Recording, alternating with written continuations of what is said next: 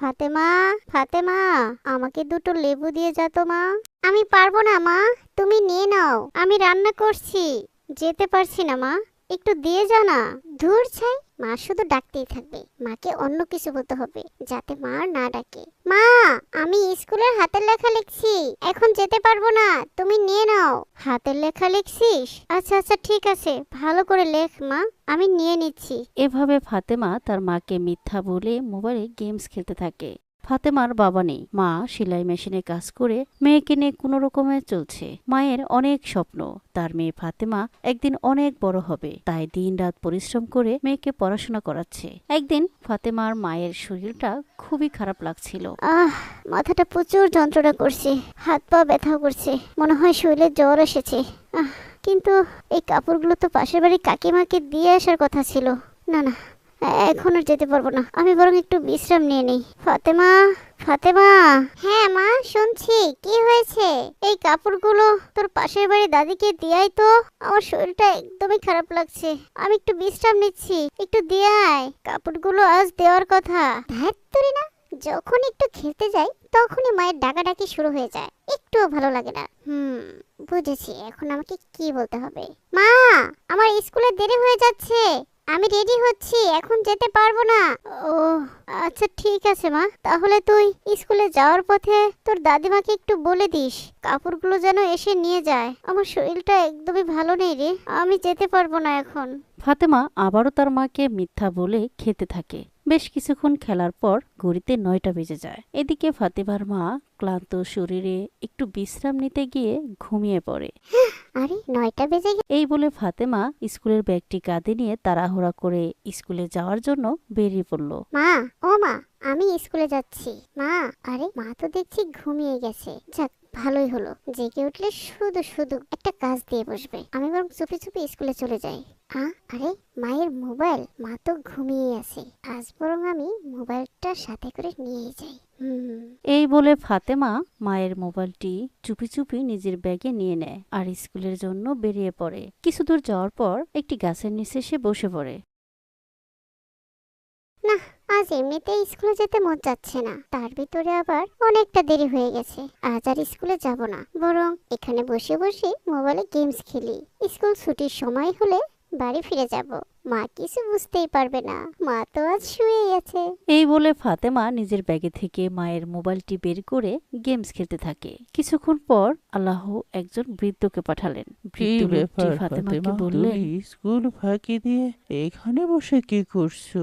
আজ আমার স্কুলে যেতে ভালো লাগছিল না, তাই এখানে বসে বসে গেমস খেলছি। কিন্তু তুমি কে?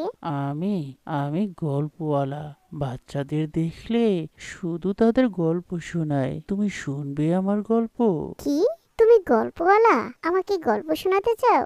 হ্যাঁ হ্যাঁ, শুনবো, গল্প শুনতে তো আমার খুব ভালো লাগে। এসো গল্পওয়ালা দাদু, আমাকেও একটা গল্প শোনাও। ঠিক আছে, কিন্তু ফাতেমা, আমার গল্পটা তোমাকে খুব মনোযোগ দিয়ে তাহলে এবার শোনো আমার গল্প। অনেক দিন আগের কথা। এক গ্রামে আলামিন নামক একটি ছেলে তার মায়ের সাথে বাস করত। তার মা ছিল খুবই সত্যবাদী, ধার্মিক, পরহেজগার একজন মহিলা। একদিন দুজন মুসাফির আলামিনের মায়ের কাছে আসলো। আসসালামু আলাইকুম রহমতুল্লাহ। ওয়ালাইকুম আসসালাম রাহমাতুল্লাহ। মা জননী, শুনেছি এই গ্রামের মধ্যে তুমি একজন সত্যবাদী পরহেজগার মহিলা। আমরা দুজন মুসাফির, তাই আমরা তোমার কাছে আমাদের এই পুটলিটি রাখতে এসেছি।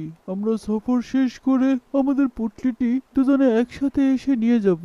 এই নাও মা। ঠিক আছে বাবা, আপনারা কোনো চিন্তা করবেন না, আমি আপনাদের আমানত খুব যত্ন সহকারে রাখবো ইনশাল্লাহ। এভাবে দুজন মুসাফির আলামিনের মায়ের কাছে তাদের মূল্যবান একটি পুটলি রেখে যায়। এরপর বেশ কিছুদিন কেটে গেল। একদিন আলামিন স্কুল থেকে বাড়ি ফিরল। তার খুব ক্ষুধা লেগেছিল। সে তার মাকে ডাকতে লাগলো। মা, ও মা, মা, আমার খুব ক্ষুধা লেগেছে, তাড়াতাড়ি আমাকে কিছু খেতে দাও তো মা, ও মা।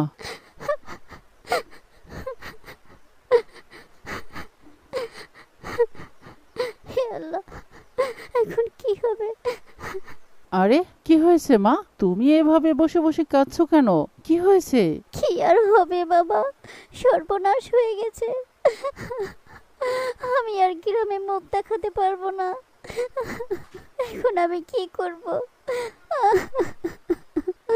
আরে কান্নাকাটি থামাও, আগে বলো তো হয়েছেটা কি?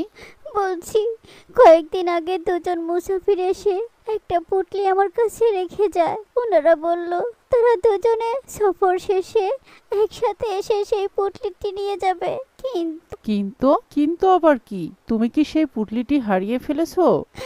না রে বাবা, হারিয়ে ফেললে তো ভালোই হতো, তবুও নিজেকে দোষী মনে করতে পারতাম।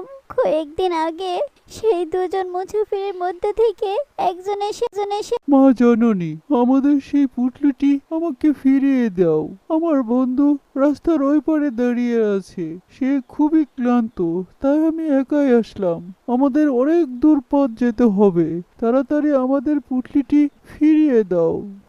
আমি সরল বিশ্বাসে সেই লোকটির হাতে পুটলিটি দিয়ে দিলাম, কিন্তু আজ আবার সেই দুজন লোকের মধ্যে অন্য লোক এসে আবার সেই পুটলিটি আমার কাছে চাচ্ছে।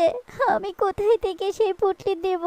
উনি বলছেন মা জননী, আমি তোমার কোনো কথা শুনবো না। ওই পুটলির মধ্যে আমাদের দুজনের সমান ভাগে স্বর্ণমুদ্রা ছিল।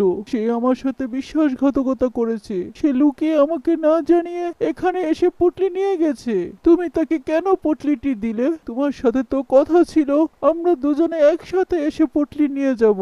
তাহলে তুমি কেন তাকে পুটলি দিয়ে দিলে? এখন সেই পুটলির অর্ধেক হিস্সা আমাকে কে দিবে? তোমাকে এর জরিমানা দিতে হবে। আমি যাচ্ছি কাজীর কাছে, বিচার করে আমি আমার হিস্সার ক্ষতিপূরণ তুলেই নেব। এই বলে লোকটি কাজের কাছে চলে গেছে। এখন আমি কি করব বল বাবা? কোথায় থেকে এতগুলো স্বর্ণ মুদ্রার জরিমানা দেব?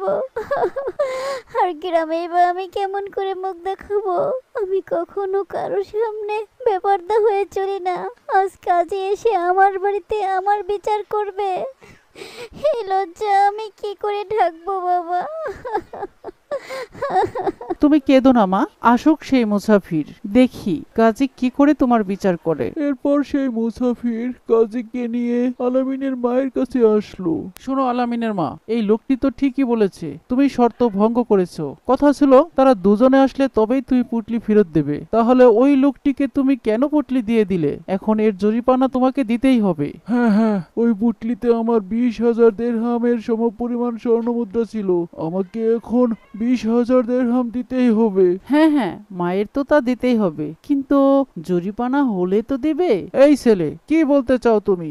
জরিপানা হয়নি মানে? তোমার মা নিজের মুখে স্বীকার করেছে সে পুটলি অন্য মুসাফিরকে দিয়ে দিয়েছে। হুজুর, আমার মা যাই বলুক, কিন্তু শর্ত ছিল দুজন মুসাফির একসাথে এসে আমার মায়ের নিকট থেকে তাদের পুটলি ফিরিয়ে নিবে। তাহলে এই মুসাফির একা কেন এসেছে? শর্ত মোতাবেক দুজন মুসাফিরকে তো একসাথে আসতে হবে, তবেই না আমার মা পুটলি ফেরত দেবে। বলুন, শর্ত ছিল না আপনারা দুজন একসাথে এসে পুটলি ফেরত নেবেন? তাই তো, তুমি তো একদম ঠিক বলেছো ছেলে। কি বলেন মুসাফির ভাই, কথা কি সত্যি? হ্যাঁ কাজী সাহেব, কথা তো একেবারেই সত্য। শর্ত ছিল দুজনে একসাথে আসবো, কিন্তু আমার সেই বন্ধু তো আমার সাথে প্রতারণা করে পালিয়ে গেছে। তাহলে যান, আগে আপনি আপনার সঙ্গীকে খুঁজে নিয়ে আসুন, তারপরে আমার মা আপনাদের পুটলি ফেরত দেবে। কিন্তু আমি তাকে এখন কোথায় খুঁজে পাবো? সেটা আপনার বিষয় মুসাফির ভাই, শর্ত মোতাবেক আপনি এখনই চলে যান, আপনার বন্ধুকে খুঁজে দুজনে একসাথে আসবেন, তবেই আপনার পুটলি ফেরত দেওয়া হবে। এরপর সেই মুসাফির লোক কোনো কথা না বলে সেখান থেকে চলে যায় তার বন্ধুকে খুঁজতে। এদিকে আলামিনের বুদ্ধি দেখে তার মা খুব খুশি হয়। সে আল্লাহর কাছে দোয়া করতে থাকেন।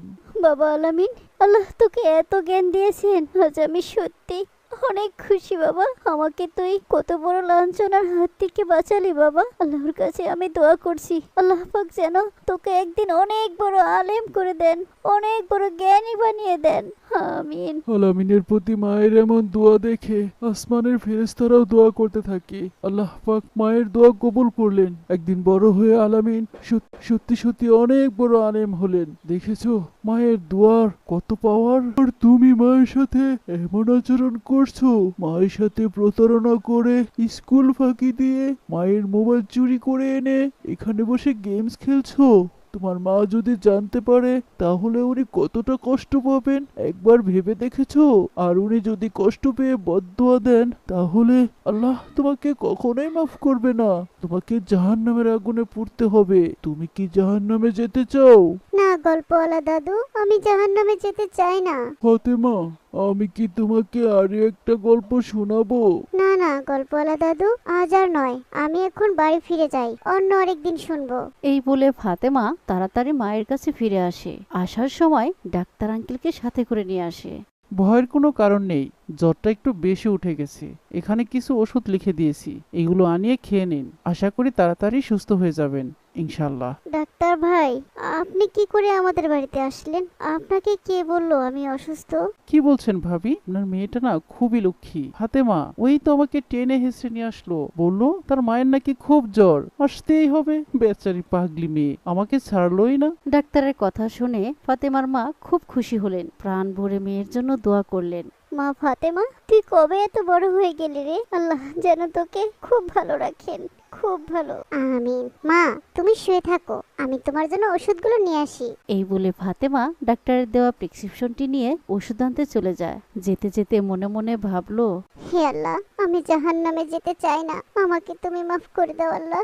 আমি আর কখনো আমার মায়ের সাথে খারাপ আচরণ করব না, সব সময় মায়ের কথা শুনবো, তার খেয়াল রাখবো ইনশাআল্লাহ।